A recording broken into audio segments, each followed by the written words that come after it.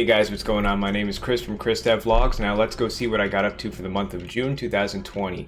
Take a look. Alright, ladies and gentlemen, I worked on the cargo bay and I texture painted it.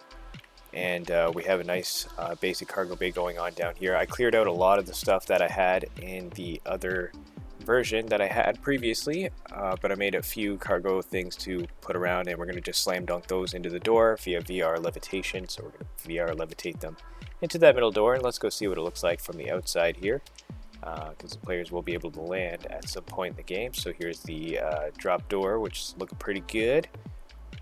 And let's go take a look at what the exterior of the ship looks like now. And it's looking pretty nice, I gotta say.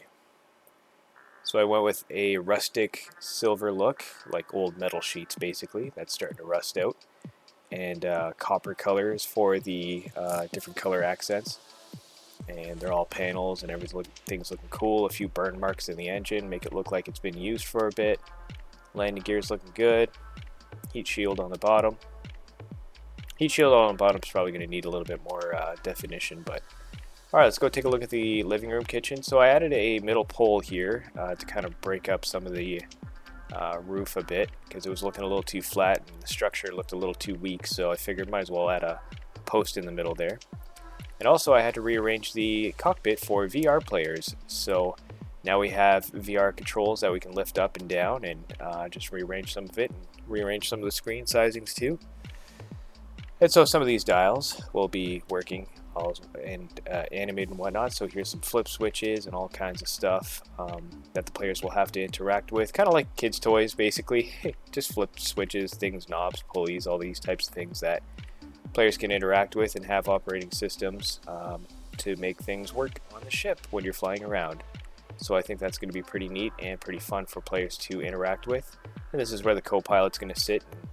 They're going to be dinking around with some stuff, with some story stuff. So the goal is that the player can either stand up or sit down. So this is good for seated players or standing players.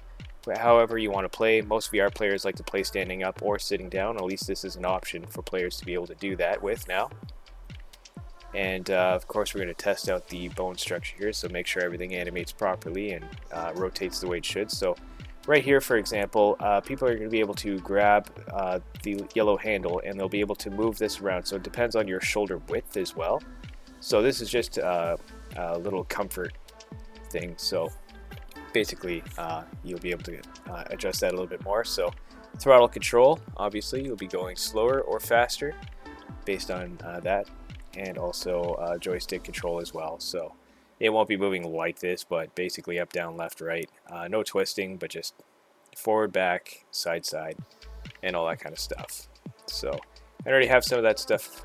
Well, I'll show you how it is programmed, but moral of the story is that these buttons and switches and dials all have the right bone rotations and all that, so they're ready to go and to be imported in Unreal and tested. Okay, cool. That's what I got done for Blender, and we got a lot done. We got the cargo bay done, we got the rigging done, we got the pilot station done, we got the exterior of the texture painting done. Lots of cool stuff done, right? Cool. So next up, we're going to be seeing what I've done in Unreal Engine. So let's take a look. Okay, so let's go slap on our hands here. Now we're in Unreal Engine, and we're going to go show you what basically I made here. Basically you can walk, if you're holding forward and you're looking, you'll walk in that direction. So I implemented that. Then I implemented the snap turn 45 degrees with a slow blink. That's going to help people with motion sickness as well. And we have a knob actor here that we can interact with, and then we can turn it. So just like I was showing you before in Blender, we'll be able to do that. There's a door activated actor, so you'll walk up, put your hand up, and then beep, the door will slide open. You know, and I find doorknobs are kind of clunky in VR, doorknobs and door handles, so I figured just passing your hand by really quick would be good. Spin at wheel actor, so this is good for fire suppression system that we have, and or any turn dials or whatever, so you'll be able to set it and then walk away. Joystick actor, this is for the joystick obviously, so you'll be able to grab the joystick and move it side to side. Now this took a little bit of time to get right because rotations were all wacky and weird, and this was me like learning how to do rotation in VR and whatnot a little bit better. We have a teleport actor, so I have a beam that comes out of the hand, and if we're looking at the actor, will be able to release and teleport to an area. So this is going to be great for players that know where they want to go and they just want to quickly get to it instead of walking around or teleport. So you point to it and teleport. So I'll have points all across the ship where you'll be able to teleport to and speed up things. And this is the flight model that we have. I have a collaborator now, Kevin, and he joined up and he worked on this flight model.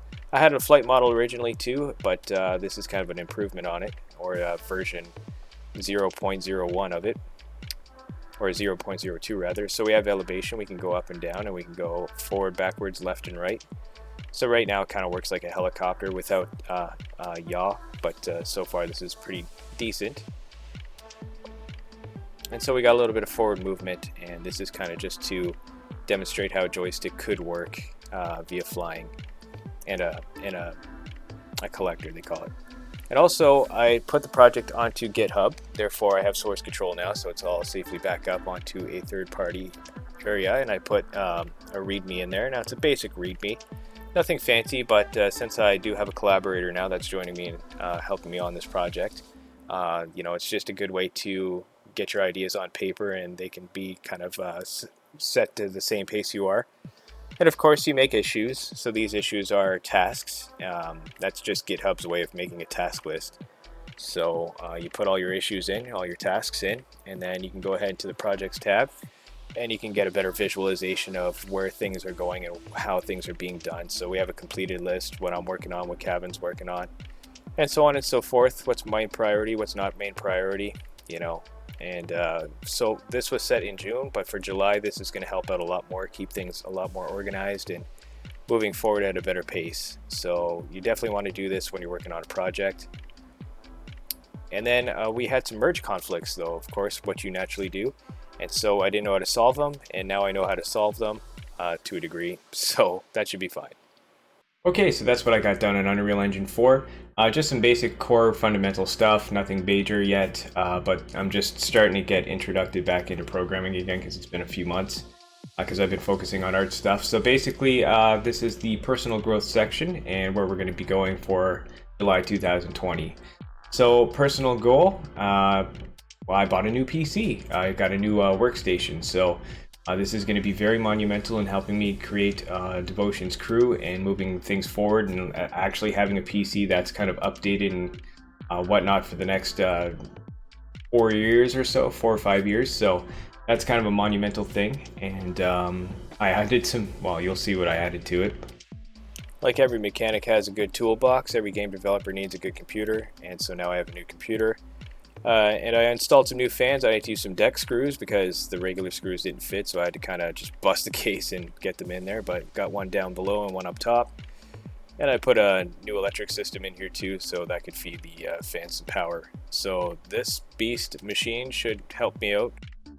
Okay, so that's the workstation. This baby's going to help me work on Devotion's crew and other products for the next 4 to 5 years. I needed something that was updated. My computer was 6 years old, maybe even older than that, with even older probable tech inside of it. So now that I'm a little bit more updated, up to speed, things are going to be a little bit easier in some ways. My computer won't be chugging along as much as it was.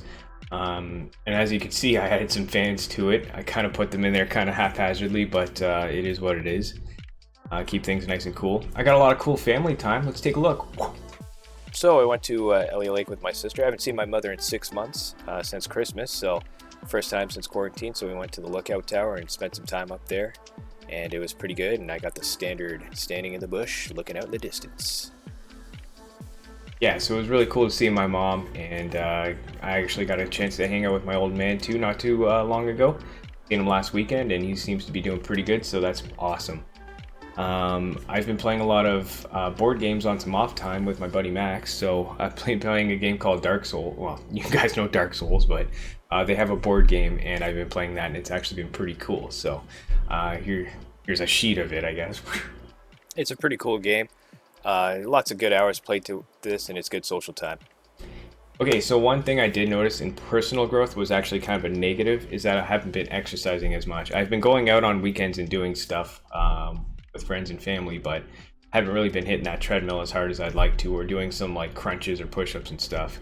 That's like the one aspect of my life that I'm really slacking at. But anyways, personal growth for July is to pick that up again and keep going with it. I guess I was just either really busy with stuff or just sidetracked or was just too hot and I didn't, anyways, excuses, whatever you want to call them. I just didn't keep up with it as much as I should have. And that's a little bit of personal growth that went down, but I'm going to bring that back up. So goal for recap for June. I set out some goals for June and I accomplished all those goals. Finished texturing the cargo bay, so that was one of the major goals, and also texture paint the exterior of the ship. Done that.